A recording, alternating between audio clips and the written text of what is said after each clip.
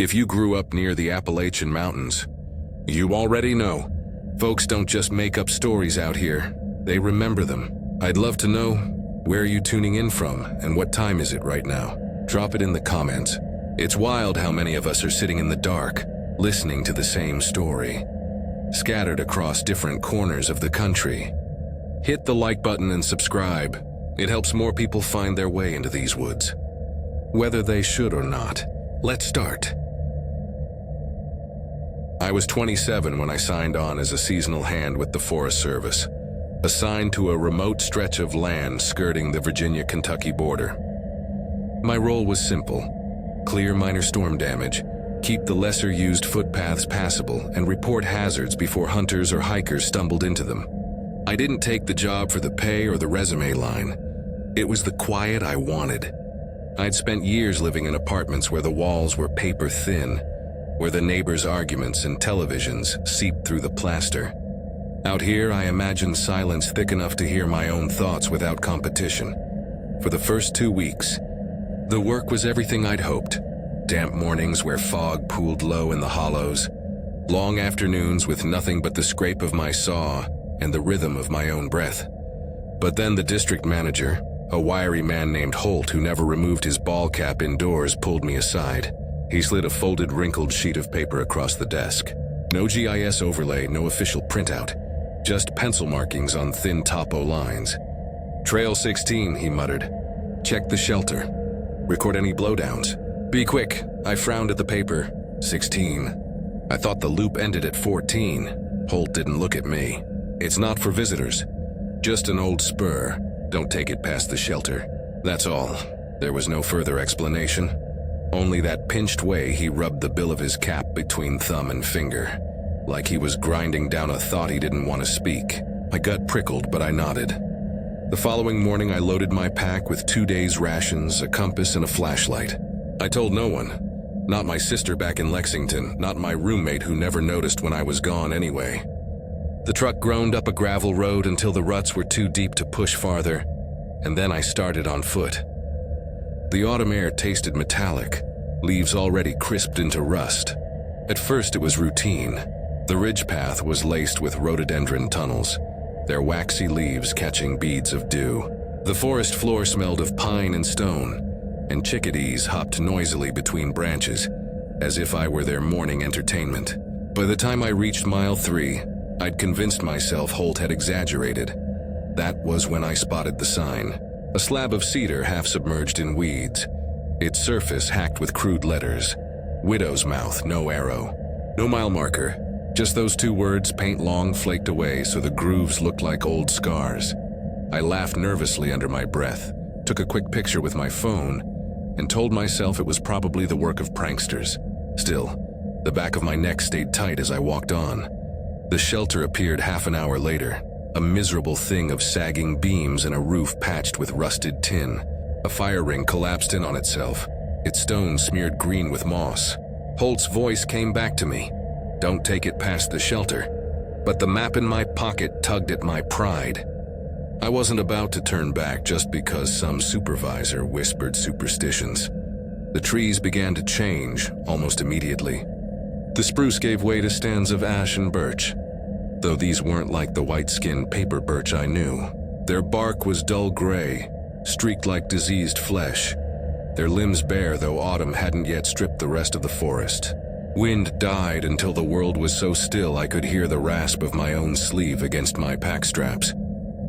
My compass needle jittered without settling. I pushed deeper. That was when I saw it. At first I thought it was a deer standing rigid among the trunks. Then my eyes adjusted. It was shaped like a person but stretched taller, the arms too long, the torso narrow as a fence post. The skin, or what looked like skin, was textured like bark. The head lolled to one side at an unnatural angle, as though the neck had been hinged wrong. I stood frozen 30 yards away, mouth dry. It didn't move, didn't even twitch.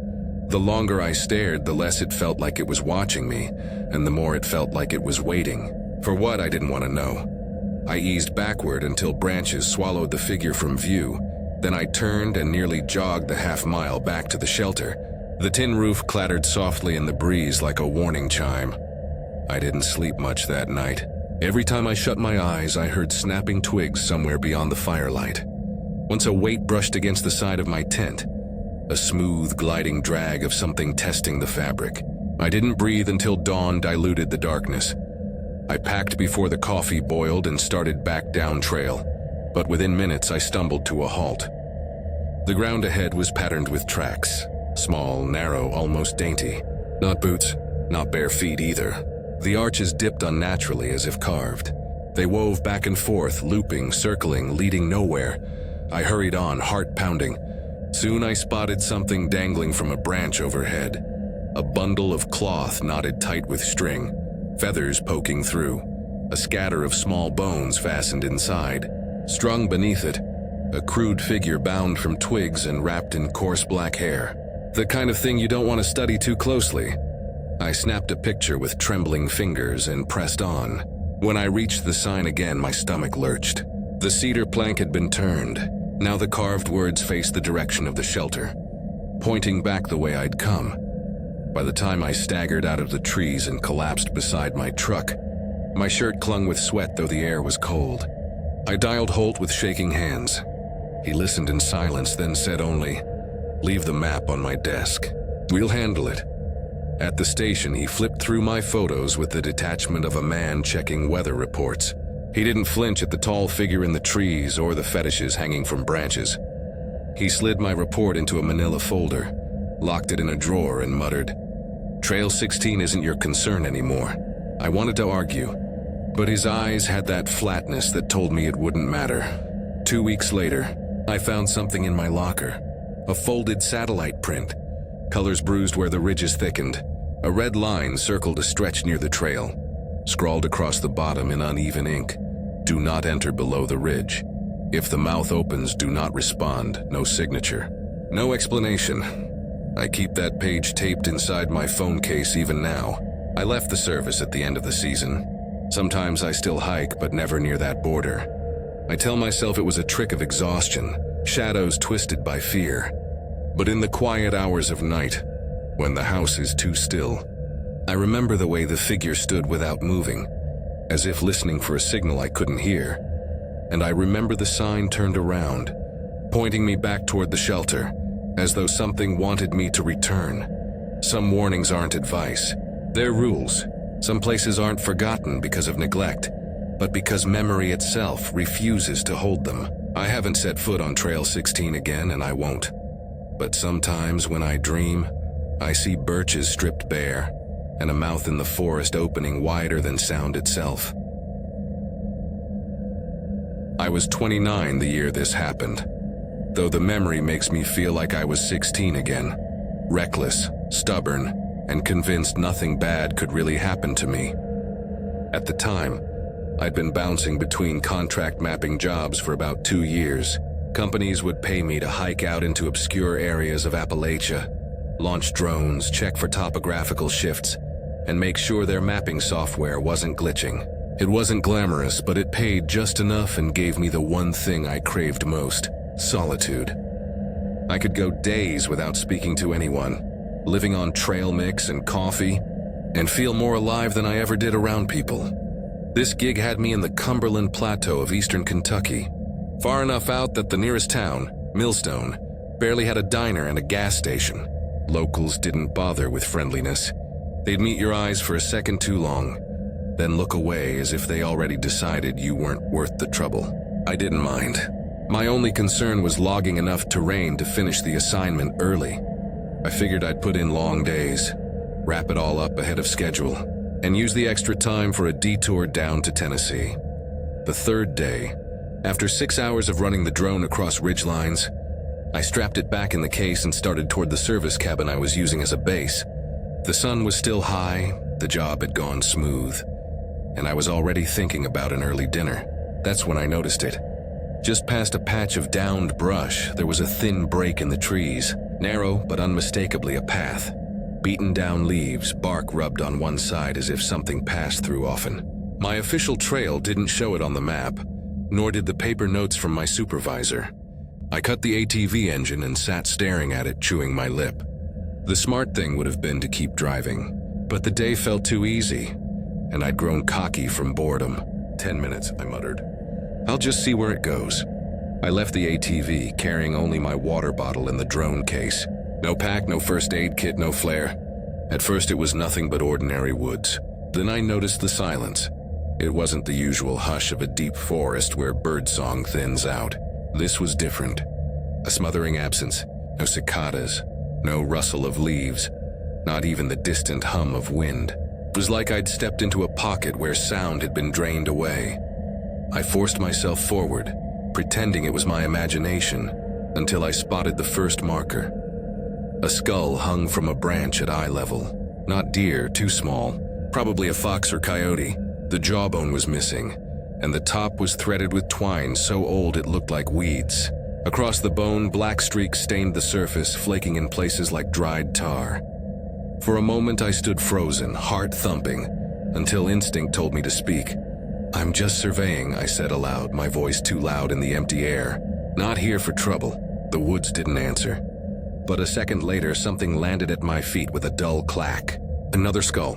Smaller, raccoon maybe. No sign of where it came from.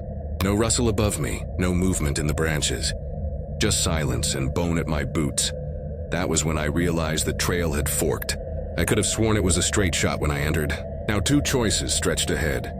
One descending into a shallow hollow, the other winding level into thicker growth. My throat dried. I don't know why, but the lower path seemed safer.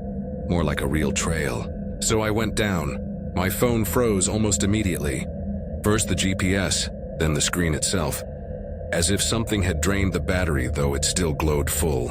Even the compass app jittered and spun. I stuffed it away and kept walking. I should have turned back the moment I saw the house. It wasn't a cabin so much as a collapsed collection of boards nailed together at odd angles. The roof sloped like it was sinking into mud, and one shutter swung loose, creaking without rhythm. A ragged sleeve of a red plaid shirt fluttered from the porch railing, stiff with dirt. I stopped dead, whispering, "Don't go closer." But my legs didn't listen. 3 steps onto the grass and I heard it, humming. Low, off-key, broken like someone trying to remember a tune from decades ago. It cycled the same line again and again, dragging in spots, catching in the throat of whoever sang it. I froze, blood hammering in my temples. A twig snapped behind me. The humming stopped. "You're not from this side," a voice said. Male, calm, almost bored. I spun. A tall figure leaned against a tree in the shadow. I couldn't make out features, only long limbs and stillness. "Something in my pack ain't mine," the voice said. My grip tightened on the drone case. "This is mine. I'm just here mapping." That's when a second voice spoke behind me. Softer, higher, with a note of pity. "He's already taken the hollow path." I turned again. Another figure stood half hidden among the trees, holding a bundle wrapped in pale cloth. She cradled it tight against her chest, arms rigid, as though whatever was inside was fragile or dangerous. My mouth went dry. "I didn't know. I'm just lost. I'll leave." The man's voice shifted, gravel low, final. "There's no leaving once you're under the hollow." My body acted before my brain did. I bolted, crashing into brush, branches slashing my arms. Behind me came the steady rhythm of their footsteps. Not chasing, not rushing, just following. Certain I'd collapse before they would. The woods twisted as I ran. The trail was gone, replaced by thorns and stones. I tripped, slammed my knees into roots, clawed myself upright, kept going. At one point I glanced down and saw the drone case lying where I'd dropped it earlier, though I had no memory of letting it go. I grabbed it on instinct and stumbled forward. The humming returned, closer now, almost in my ear. I didn't look back. Couldn't. My lungs were fire, nails ripping dirt. Until suddenly the trees broke open. The ATV trail lay in front of me, wide and clean like it had never been gone. I sprinted to the machine, cranked the ignition with shaking hands, and tore down the track without looking over my shoulder. At the cabin, I slammed the door, locked it twice, and collapsed on the floorboards. When I radioed Holt, I lied through my teeth, caught a stomach bug. Heading out early. 2 weeks later, I returned with a state forestry official. I insisted on retracing my steps. We hiked exactly where I'd turned, where I'd seen the fork, where the house should have been. There was nothing. No split trail, no skulls, no cabin. Just spruce and birch, moss on old stumps, birds chattering as if nothing unnatural had ever touched the place. Nothing here but forest, the official said, brushing dirt from his boots. No sign of anyone living out here for decades. I didn't answer. That night, back at the cabin, I found something slipped under the door. Photograph, old and faded, showing the hollow from above. A circle of trees darker than the rest, like bruised skin across the ridge. Scrawled beneath it in blocky handwriting, "If the hollow opens, do not listen, no signature." No explanation. I left the job at the end of the contract. Haven't been back to that plateau since. But every so often when I dream, I hear that broken humming, stumbling through the same line over and over. And sometimes when I wake, I find dirt under my nails, as if I'd been clawing through roots in my sleep, trying to reach the trail again. My name is Daniel, and I was 32 when this happened. I had just left a long-term job I hated, staring at spreadsheets and answering emails for a company that barely remembered my name. The moment my contract ended, I told myself I'd take a break before looking for the next grind. No deadlines, no screens, no alarms. A college friend once mentioned an old path in eastern Tennessee, tucked into the mountains near the Cherokee National Forest. It wasn't an official trail, just something locals said had been cut decades ago by surveyors who never finished the job. No markers, no ranger stations, no tourists with selfie sticks. It sounded like the perfect way to disappear for a few days. I set out in late August, heat still clinging to the valleys, cicadas buzzing in the trees like they were trying to split the air itself. My car rattled up a graveled turnoff and came to a stop beside a bent metal post that looked like it hadn't been touched in half a century. There was no sign, no real marker, just weeds and trees swallowing the space. I strapped on my pack, locked the doors, and ducked into the underbrush. The first day was calm. I followed the remnants of a creek bed upward, spotting minnows darting in shallow pools. The forest smelled heavy, rich soil, damp moss, the tang of pine. By evening, I found a clearing flat enough to pitch my tent. The routine soothed me. Boil water, eat rehydrated pasta, check my boots for ticks, then stretch out on the sleeping bag. The forest sang around me. Crickets droned. Something rustled the leaves and the low call of an owl floated through the branches. It felt like I'd made the right choice. But when dawn cracked through the pines, I stepped outside and froze. A line of footprints dotted the dirt, each no longer than the span of my hand. Bare feet, no shoes, no tread. They stopped 3 feet from my tent zipper and turned neatly back into the woods. No scuffs, no signs of wandering, just a clean trail of someone or something that had walked right up to me while I slept. The logical part of my brain tried to reason it out. Maybe kids from a hunting cabin, maybe barefoot hikers, but there were no cabins. No smoke trails, no ATV tracks, nothing but endless green. My heart thudded unevenly, but I shoved the fear down and told myself to keep going. The second day grew stranger. The path narrowed into a tangle of brush that scratched my pack and arms. Light dimmed faster than it should have, and when I checked my phone for GPS, the dot sat frozen. No signal. I dug out my paper map, but the landmarks didn't match. Bridges that should have been there weren't.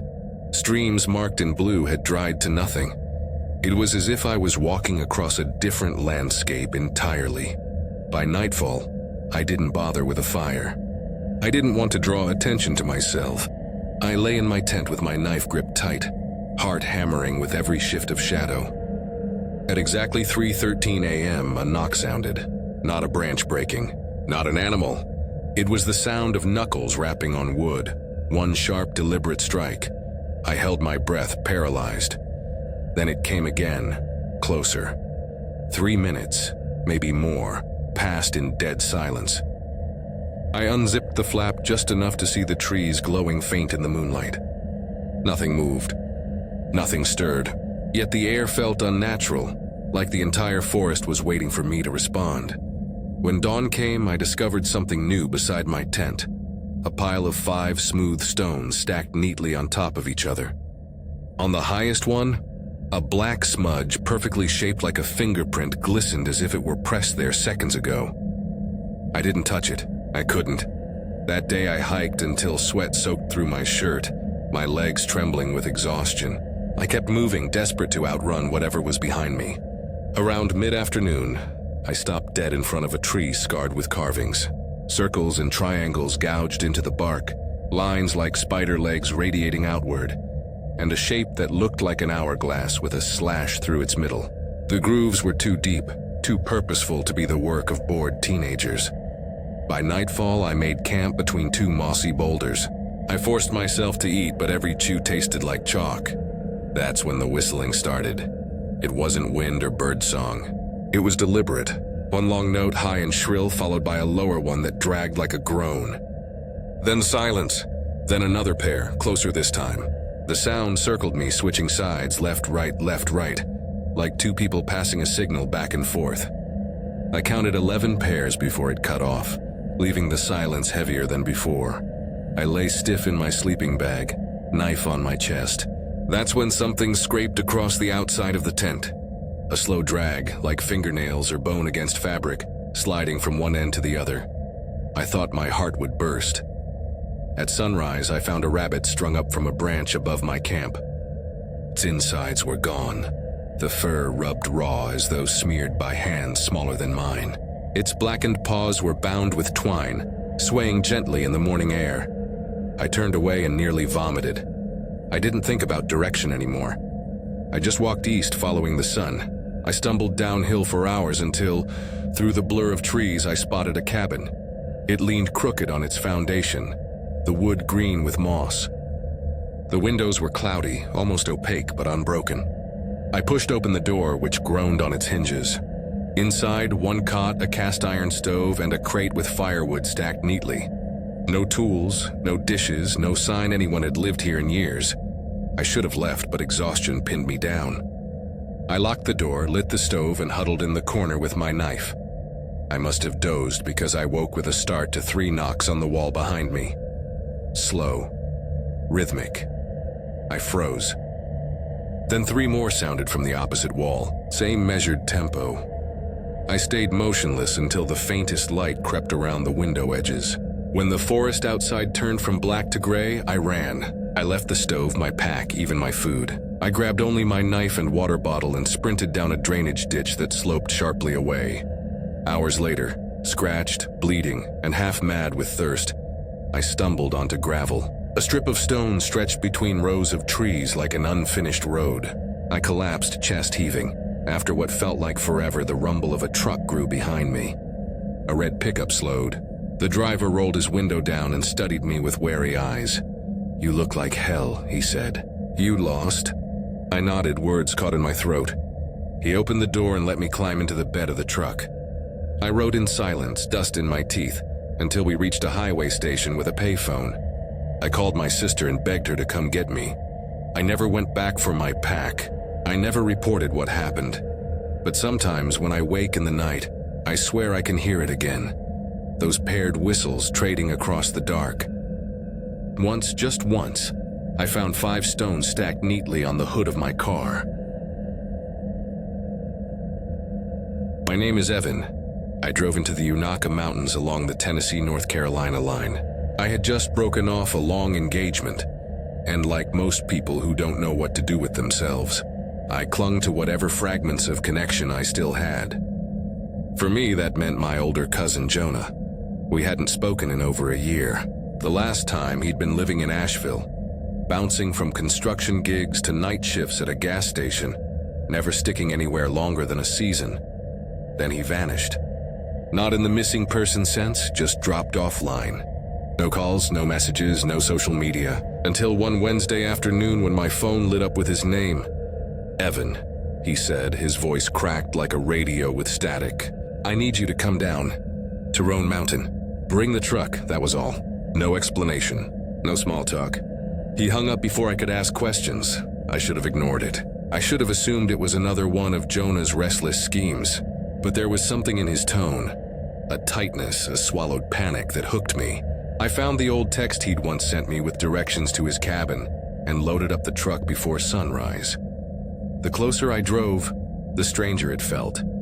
The paved roads turned to gravel, then narrowed to little more than wagon tracks. My GPS choked itself into blank screens and useless reroutes. Cell signal dropped entirely. By the last 10 miles, I was steering by memory. And Jonah's old note, turn left at the fallen silo. Keep straight until the stone marker. The forest pressed in tighter with every mile and the quiet thickened. No bird chatter, no insects. Even the wind seemed to hold its breath. It wasn't the kind of peaceful silence people sell you in nature brochures. It was the suffocating kind, as if the world had stopped moving while I drove through it. Jonah's cabin appeared almost swallowed by spruce. The driveway was just two muddy ruts. His truck sat crooked beside the porch, one door ajar like he'd gotten out too fast or forgotten how to close it. I killed my engine and waited. Nothing. No greeting. No sound but the settling tick of my cooling hood. I knocked. Once, twice, no answer. The back door hung open, though the frame showed no signs of force. Inside, the air stank of wet soil and iron. Jonah's belongings were scattered. Half-packed boxes, clothes crumpled on chairs, cans of food stacked on the floor like he'd lost interest in shelves. His phone sat buzzing on the counter, alarms repeating endlessly. The Notes app was littered with fragments. Don't let them in. Stay away from glass. Never call to them. I shouted his name. Silence pressed back. Then I noticed the boot prints. Fresh, deep tracks pressed into the mud out back, leading straight into the trees. I should have turned around. I should have called for help, but instead I followed. The prints cut through brush for a quarter mile before the trees grew so thick the daylight seemed to clot. My nerves tightened. That's when I heard him. Evan, don't. His voice snapped from deeper in the woods, clear, desperate. Jonah? I called. Where are you? Go back to the cabin, he shouted. His words cracked like branches under strain. Now I spun, scanning. No movement. Just layers of trees slanting inward as though they leaned to listen. Silence followed, thick enough to choke. I stumbled back the way I'd come, skin crawling with the certainty that something was watching. When I returned, the cabin was unchanged. I paced the living room for nearly an hour, every muscle coiled. Then, just as dusk swallowed the tree line, the back door creaked. Jonah stepped inside. He looked wrecked, mud up to his knees, shirt plastered with sweat, face pale as wax. His eyes sunk deep, darting like he was trying to track sounds I couldn't hear. He stared at me for a long moment, as if making sure I was real. We're leaving, he said flatly. Tonight? I didn't argue. We shoved his things into boxes, but he refused to touch the bedroom door. When I reached for it, he grabbed my wrist hard enough to bruise. Don't, he muttered.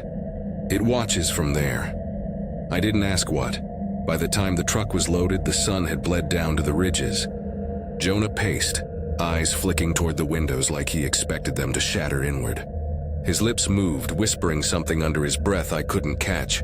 Then he froze. Do you hear it? I listened. At first, nothing. Then I caught it, a faint low whistle.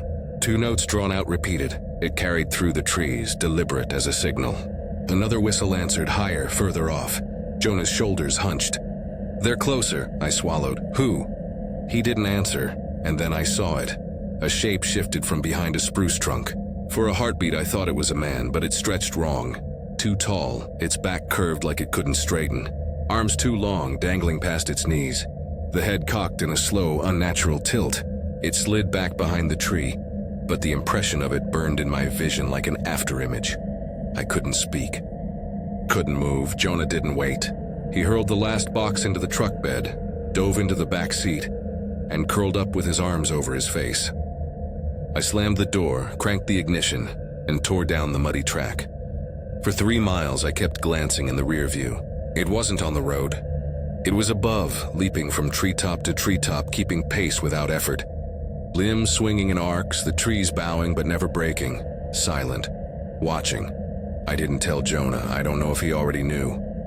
We hit pavement near the county line and stopped at a gas station. Jonah climbed out but didn't go inside. He just stood in the lot, staring at the tree line beyond the dumpsters, lips pressed tight. I bought him water.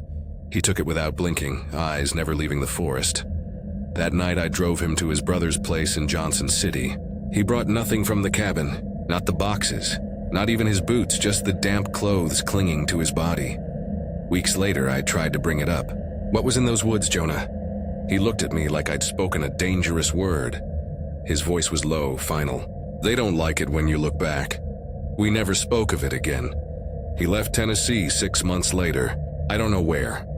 Sometimes when I drive lonely roads at night, I catch myself glancing at the tree line. Once I swore I heard a whistle. 2 notes, low and drawn out. When I looked in the mirror, the pines behind me swayed without wind. I was 26 when I decided to vanish into the hills for a while. I wasn't chasing some spiritual awakening or desperate to prove myself in the wilderness. I just needed distance. My father had passed suddenly that winter, and the months after felt like quicksand. Work emails I couldn't bring myself to answer, bills piling unopened, friends leaving voicemails I ignored. It wasn't grief that made me want to disappear so much as numbness. I figured if I was going to drift, I might as well do it where no one expected anything of me.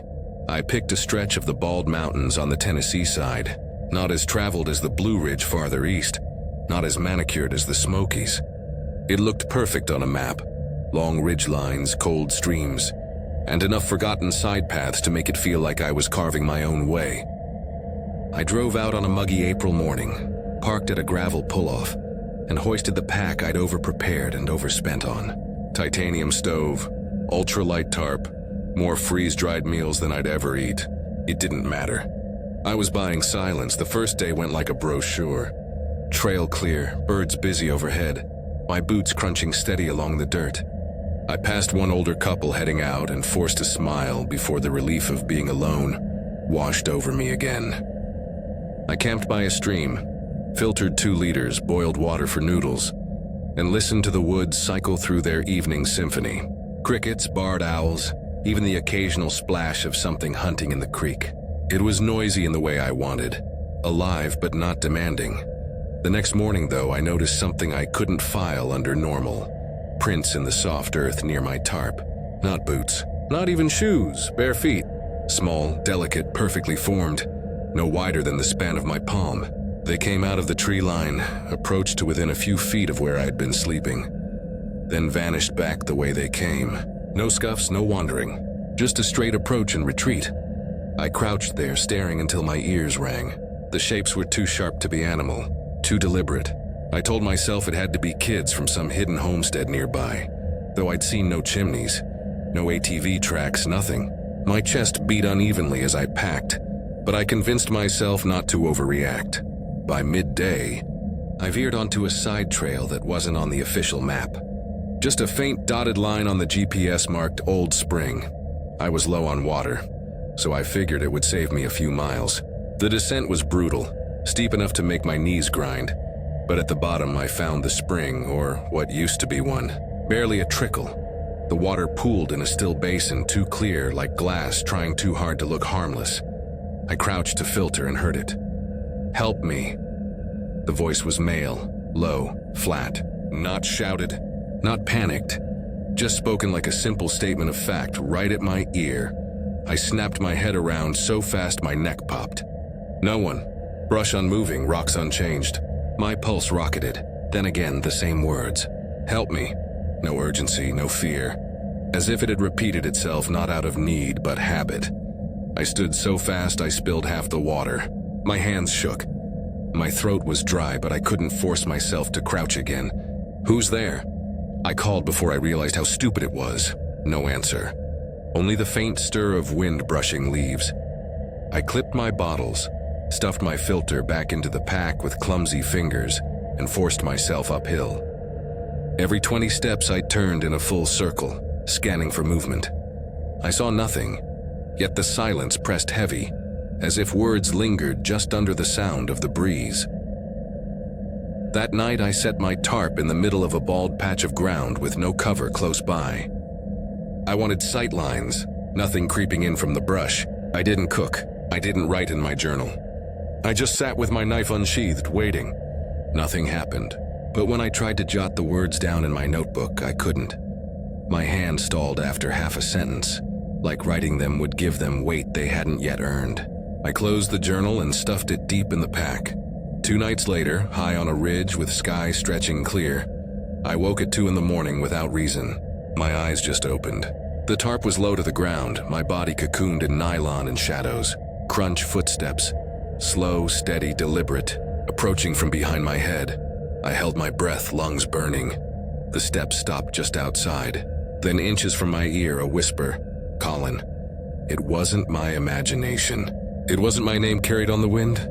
It was exact, calm, certain. My knife was under my pack, out of reach. I stayed frozen, throat tight, every nerve in me coiled to snap. The voice didn't return. The steps didn't retreat. They simply stopped.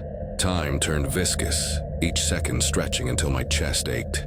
At some point, my body shut down. Not sleep, not rest, just a blackout. When sunlight returned, everything was gone. No prints, no broken twigs, but my muscles ached like I'd spent the night clenched in a fight I couldn't remember. From then on, I hiked harder. Longer days, fewer breaks. I forced myself into shelters, even with the chatter of strangers I didn't care for. Noise was better than silence. Their complaints about blisters and gear felt like anchors pulling me back to something human. But the trail wasn't done. Near the border ridge, where the trees opened onto a view rolling green into forever, I thought I'd shaken it. I cooked pasta, even scribbled a page in my journal. For the first time since the spring, I felt calm. Then a branch snapped, then another. The forest on my right dropped into quiet, the kind of quiet where animals bolt before danger. My stomach hollowed out, and from that stillness the whisper came again. Colin, same tone, same cadence, like it had waited, patient as stone. I didn't think. I grabbed my headlamp and bolted. Left tarp, sleeping bag, food, everything. I ran blind through switchbacks, slid down muddy inclines, gashed my shin on a root. I didn't stop until I collapsed against a massive boulder, lungs tearing, heart trying to break out of my ribs. I wrapped myself in my poncho and waited, eyes wide, too afraid to blink. When dawn finally cut the trees apart, I forced myself back. I needed my gear. My whole body shook as I pushed through brush into the clearing. The tarp was still there. The food bag still hung from its branch, but the sleeping bag, it was unzipped, laid out flat, as though something had stretched inside it during the night. I didn't speak. Didn't eat. I packed with jerking hands and walked until the trail spat me out at the edge of town. I boarded the first bus I saw, didn't care where it went. I've never returned to that ridge. Sometimes I tell myself it was exhaustion, that my brain, starved of comfort and routine, built something from shadows and isolation. That explanation lasts until the nights I wake without reason. Jaw sore from clenching, back aching like I'd fought a battle in my sleep. And once, on my apartment balcony months later, I found 5 small, bare footprints in the dust. Perfect arches, clean heel marks. They came from the sliding door, stopped inches from my chair, then turned back toward the night. I took a summer contract with a forestry outfit near the Kentucky-Virginia border. At the time, I wasn't thinking about danger or folklore or anything bigger than myself. I just needed a paycheck and some distance. My girlfriend had dumped me in May, and instead of getting serious about finishing school or finding steady work, I ended up sleeping in my aunt's basement, spending most nights scrolling until dawn. When my cousin Mark called and said he could put me on with his crew, clearing old survey lines and overgrown footpaths for some private landowner, I agreed before he finished the pitch. It was cash under the table, room and board covered, and I wouldn't have to see anyone I knew. The property we worked sat on the edge of the Jefferson National Forest. Though Mark said it wasn't government-managed land, it was one of those weird in-between stretches, bought decades back by a mining family that never actually developed it. The new owner wanted hunting cabins, ATV trails, and nature retreats. Until then, we were supposed to carve rough access paths. Nothing fancy, just machetes, brush cutters, and tape to mark our progress. On the map, the woods looked like any other slice of Appalachia. In person, they pressed tighter than I expected. The ridges folded over each other until it felt like the sun itself got snagged in the branches. Some areas had so much laurel and rhododendron that you could barely shove a shoulder through. The first week, I told myself the work wasn't so bad. Hard, sweaty, repetitive, but it kept my mind blank. On the 8th day, I was sent alone to flag a spur that dipped toward a hollow. I remember the way the trail narrowed, the brush swallowing the orange markers I tied every few yards. until the trees grew so close their trunks leaned against each other. Half a mile in, I noticed something strung between two saplings. At first, I thought it was another worker's tape. But it wasn't plastic. It was twine, old coarse, almost black, though maybe it had once been dyed. 3 short strands braided together, tied into a perfect square knot. It sagged just at shin height, tight enough to catch if you weren't watching. I crouched to examine it. The knot wasn't frayed. Whoever tied it had done so carefully. The whole thing felt deliberate, not like debris left by accident. I stepped over it and kept moving, but my stomach turned a little, as if I'd just crossed into some place I wasn't supposed to. That night, back at the bunkhouse, I couldn't sleep. Every time I closed my eyes, I imagined the knot again, stretched across the trees like a question waiting for me to answer wrong. The next day, I hiked farther down the hollow. It was quieter than it should have been. No bird song, no squirrel chatter, only my boots and the slap of brush against my arms. When I came around a bend, I saw something swinging from a branch.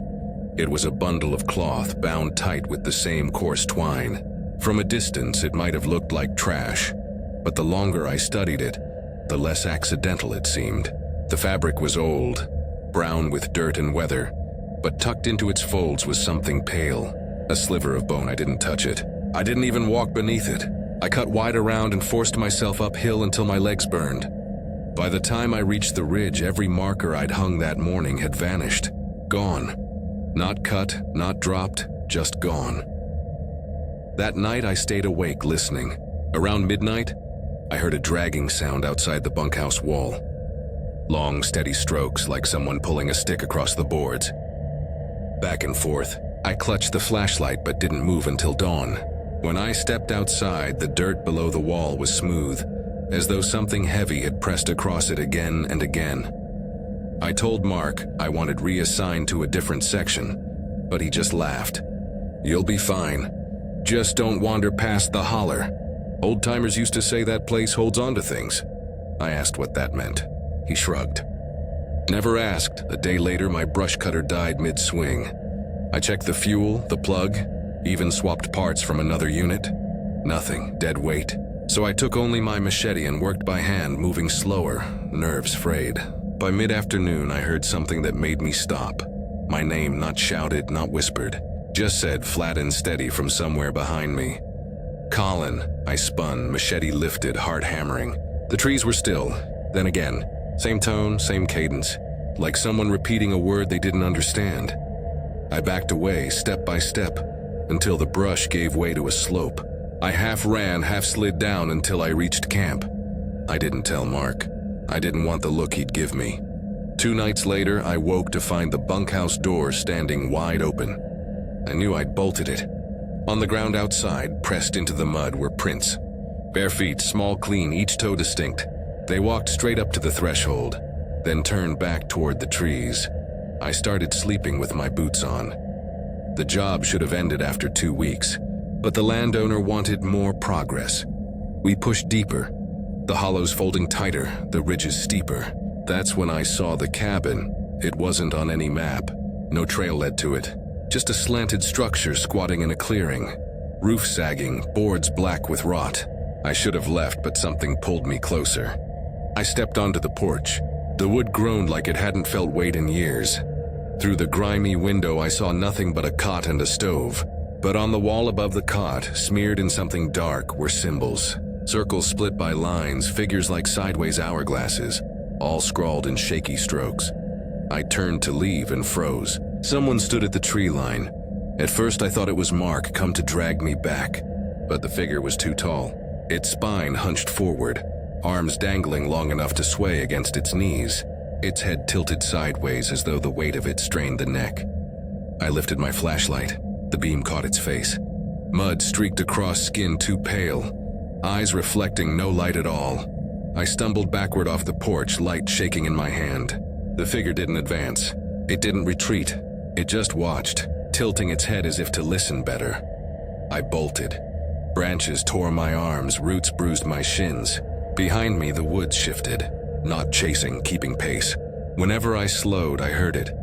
That same dragging sound, wood against wood, pulled long and slow. By the time I reached camp, I was gasping. Mark was there, smoking outside the bunkhouse. He looked at me once, saw my face, and flicked the cigarette away. "Yeah," he muttered. "You saw it," I demanded answers. He just shook his head. "They've been here longer than the surveyors. Longer than the mines. The strings and knots, they're not for us. They're to keep them where they belong. Step past them, you give them room." I told him we had to quit. He didn't argue.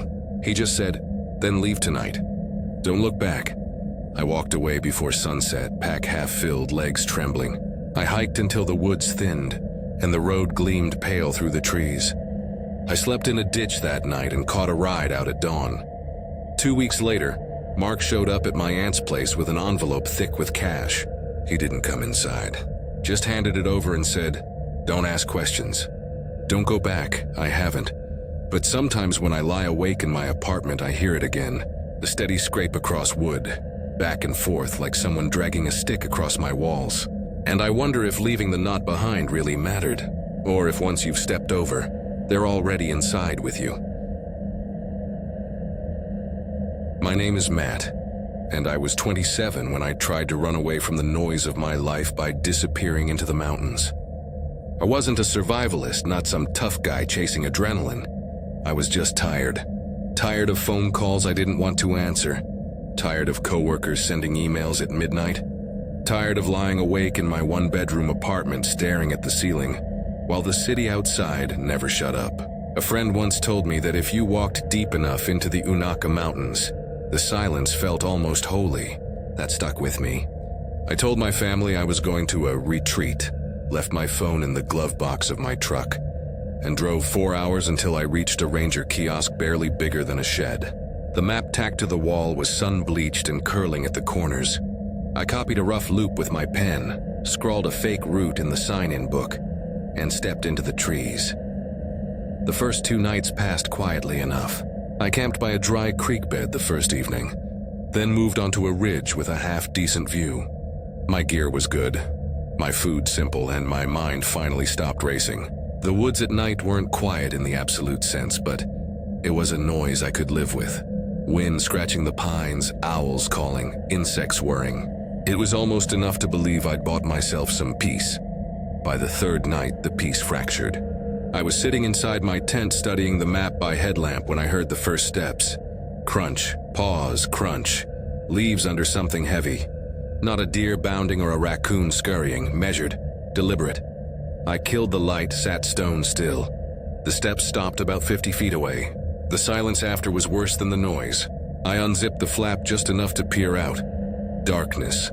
My heart thudded loud enough to drown everything else.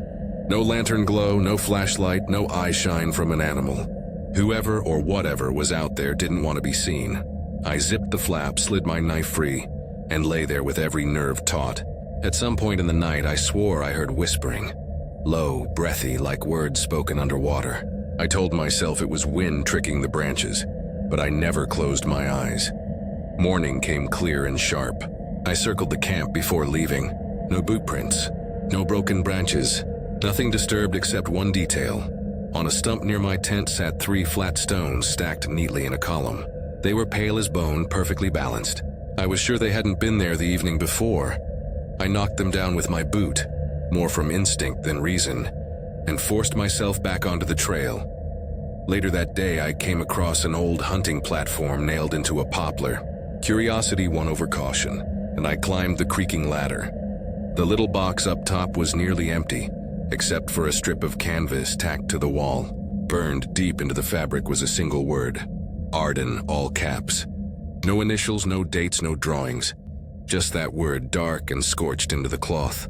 My fingertips brushed the letters, and the material felt stiff, almost waxy, as though it had been weatherproofed on purpose. That night, the forest shifted again. I made camp under thick pines, managed to coax a fire, and tried to convince myself I was imagining patterns. Then came the sound, tapping. Not woodpecker tapping, not rhythmic at all. Just sporadic bursts, tap, tap, tap, tap, from the slope behind me, higher up.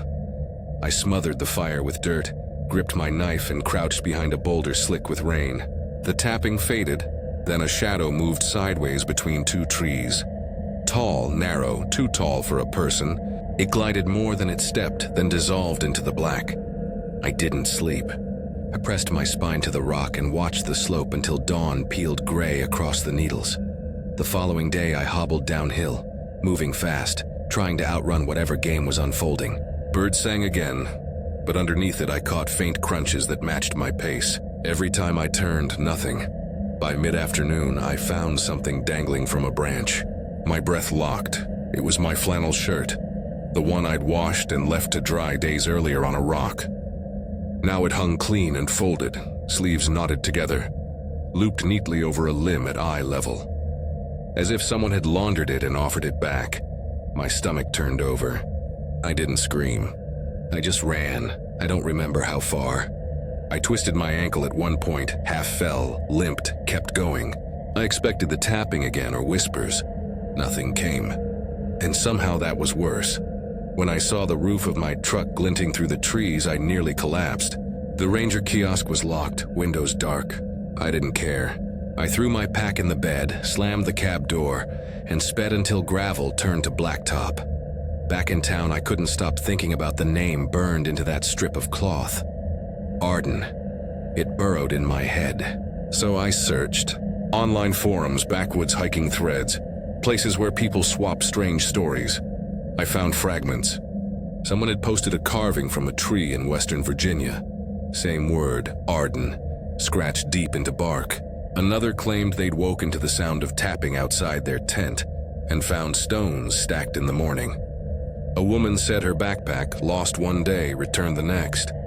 Zipped and leaning against her shelter like someone had politely dropped it off. And then there was a man who wrote about waking in his tent unable to get out, the zipper sewn shut with red thread from the outside. Each stitch careful, deliberate. He titled his post, Arden's Work. The replies weren't jokes. People whispered that Arden wasn't a person but a presence, that the name was less a warning and more a mark. If you found it, if you heard the tapping, it meant you'd been chosen, tagged. Some said it meant you'd be followed until you left the mountains. Others claimed leaving didn't matter, that once Arden touched your life, the woods would find you again no matter where you slept. I shut the laptop and sat in the dark, the hum of the refrigerator the only sound. It should have been comforting, proof that I was back in the ordinary world. But even here, even in my apartment, I couldn't shake the memory of those slow, deliberate steps outside my tent, or the voice that almost, but not quite, formed words behind the canvas. That night I dreamed of stones stacked 3 high. When I woke, I found a pebble on my windowsill, smooth, pale, balanced carefully on top of another I knew hadn't been there before. My name is Daniel, and I was 21 when I spent a summer working odd jobs in eastern Kentucky. My uncle ran a salvage yard just off an old county highway, a graveyard of rusting trucks, busted tractors, and scrap metal stacked in crooked towers. He needed another pair of hands and promised cash under the table. I'd just dropped out of my second semester at community college. My grocery store shifts had dried up, and honestly, the idea of hiding in the hills for a couple months seemed like a good way to disappear from people asking too many questions. One night, a few weeks before I arrived, my cousin Caleb called me. He lived near the yard and sometimes helped out.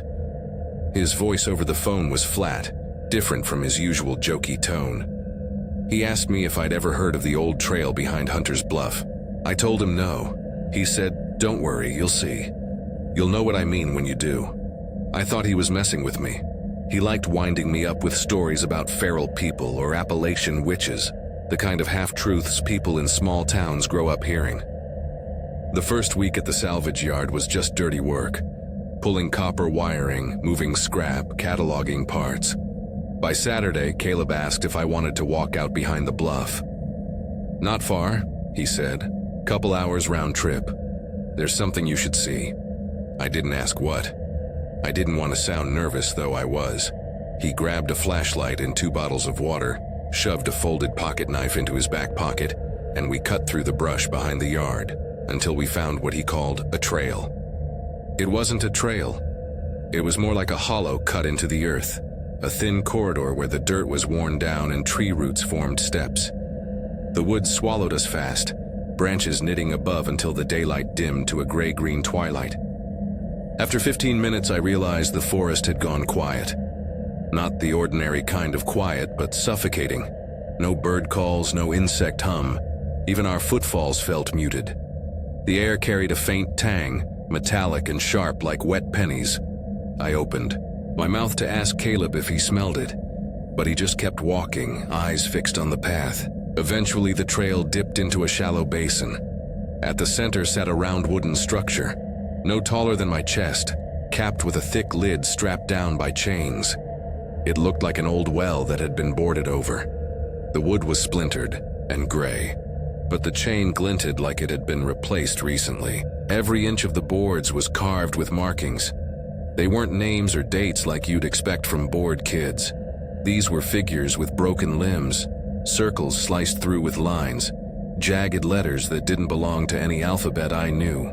The longer I stared, the harder it was to tell if they'd been scratched deep or if they'd bubbled up out of the wood itself. Caleb crouched close, brushing his fingertips over the lid as if reading something written in Braille. "It wasn't chained last time," he said softly.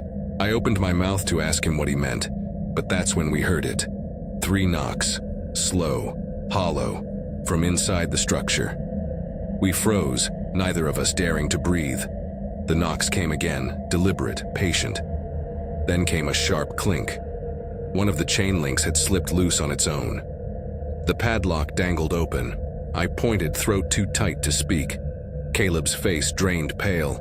We both began backing up, careful not to break into a run. The woods felt heavier, darker. The silence pressed against us like a weight. Then the knocking spread. Not from the well, but from the trees. A hollow thump within a trunk to our left. Then to our right. Another behind us. Always 3 knocks. Always closer than before. I wanted to bolt, but Caleb clutched my wrist. "Don't run," he whispered. "If you run, it follows faster." The trail forked. I didn't remember a fork on the way in. He chose left, dragging me with him. 5 minutes later, we stumbled into a clearing littered with the remains of a campsite. A rotting tarp sagged between 2 trees, shredded at the edges. Beneath it, rusting cookware and a collapsed tent lay half buried in leaves. But what froze me in place wasn't the gear. It was what hung from the trees, small bones strung together with twine, swinging gently as if stirred by breath instead of wind. A flat stone served as a crude altar, and atop it sat a glass jar filled with teeth. Different sizes, different shapes, some small enough to be a child's, some crooked and yellowed like they'd been yanked from old gums. My knees locked. Caleb stared, his mouth open, eyes glassy, like something had reached into him and pulled out his words. I grabbed his arm hard. "We're leaving." He nodded once, but he didn't look at me. We turned back and the woods resisted. Branches snagged our shirts, roots tangled our boots. The forest felt alive, shoving us where it wanted. Then ahead, dangling in the center of the path, we saw it, a deer hung upside down, gutted. Its eyes were missing, its mouth stitched shut with copper wire. One leg stretched stiff, pointing down the path like a signpost. "No," I whispered. Caleb didn't reply. He just kept walking, lips pressed together, jaw locked. We pushed past the carcass, breath ragged, when I caught sight of a faint glow ahead. Yellow, flickering, like a lantern on a porch. I didn't think. I sprinted toward it. Caleb followed. We broke out of the trees onto gravel. A cabin stood there, leaning but alive, with a porch light burning. An older woman stepped out holding a shotgun. Her voice was rough, steady. "You boys just come out of Hunter's Hollow?" I swallowed and said yes. She didn't react with surprise, didn't ask questions. She only opened her door. "Inside now," we obeyed. The cabin smelled of wood smoke and dust. She picked up a landline phone and spoke quietly into it. 2 more came through, same place. She listened, nodded once, then hung up. The rest of the night was silence. Caleb and I didn't say a word until we were back at my uncle's trailer. At 2 in the morning, I texted him, "What was that?" His reply came fast. "Me and Shane found the well in June." We scratched his name into the lid. Nothing happened. A few weeks later, he vanished. Never found. I stared at the message until my vision blurred. Finally, I wrote back, "I'm never going near that place again." His answer, "Same." That was the last time we spoke about it. Caleb left town a month later. I stayed behind and tried to work, but most nights I keep the lights on because sometimes, just before sleep, I hear it again. 3 knocks. Slow. Patient. As if the sound followed me home. My name is Adam, and I was 20 when I made the worst decision of my life. I just dropped out of a trade program in Knoxville, convinced I'd wasted a year studying something I didn't even care about. I had no plan, no savings, just a beat-up Honda with more rust than paint, and a cousin across the Kentucky line who said I could crash on his couch while I figured things out. I wasn't looking for adventure. I just wanted a place to stop being a disappointment for a while. So when an old man at a gas station pointed me toward a shorter way through the mountains, I was stupid enough to take it. He was the type you don't forget. Sun-leathered skin, hands trembling when he lit his cigarette, but eyes sharp enough to cut steel. He said the highway was slow and full of troopers. Locals use the ridge roads, he told me. Save yourself time. Just watch for the iron gate with the busted hinge. That's your turn. I didn't ask questions. I just nodded, thanked him, and followed his directions. The first half hour was fine. The pavement narrowed but held. The kind of road where you half expect to see deer grazing on the shoulder. My phone showed 1 bar, then none. The air grew damp and heavy as the road wound higher into the ridges. Finally, I spotted the gate he mentioned. Leaning sideways, one hinge twisted. A panel of chain link rusted to near orange. Behind it, a dirt track disappeared into the trees. I turned in without hesitation.